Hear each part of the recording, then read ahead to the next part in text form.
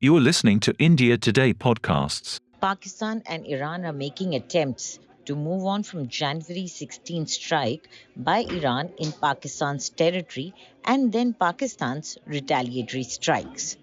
Pakistan and Iran pledged to improve dialogue and swap liaison officers as both nations sought to ease tensions after deadly cross-border strikes that threatened diplomatic relations. The tit-for-tat raids earlier this month in the porous border region of Baluchistan, split between the two nations, stoked regional tensions already inflamed by the Israel-Hamas war.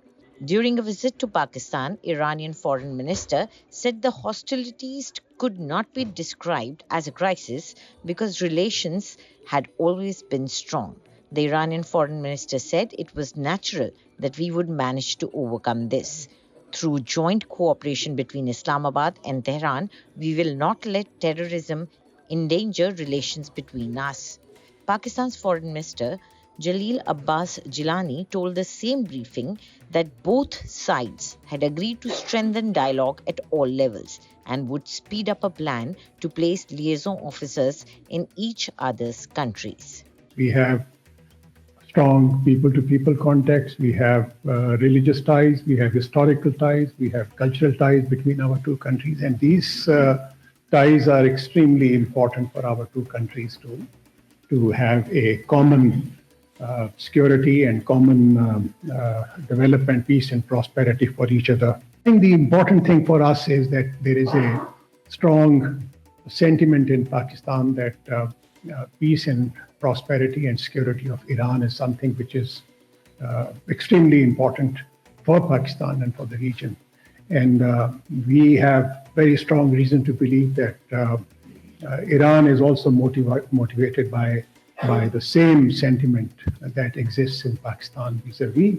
Tehran carried out strikes against an anti-Iran group in Pakistan on January 16th.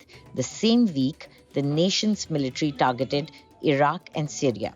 2 days later, Pakistan responded in kind with a pre-dawn raid on what it called militant targets in Iran's Sistan-Baluchistan province, one of the few mainly Sunni Muslim regions in Shiite-dominated Iran.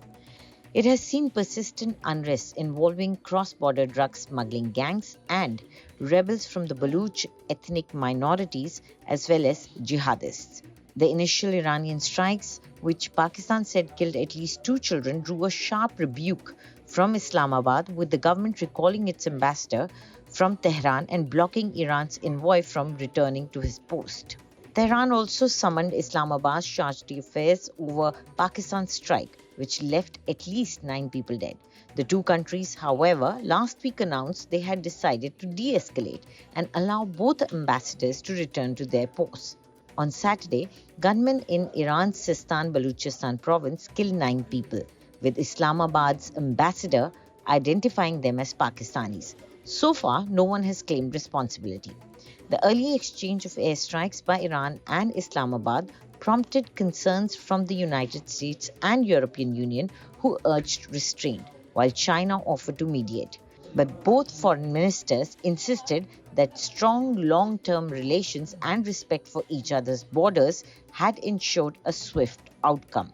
Pakistan's Gilani said good relations between Pakistan and Iran were an important source of stability for the whole region.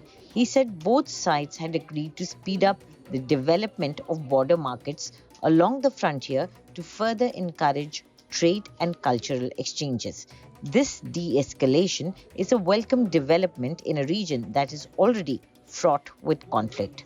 Do tell us what you think about this podcast in the comments section, and for more news updates, subscribe to India Today.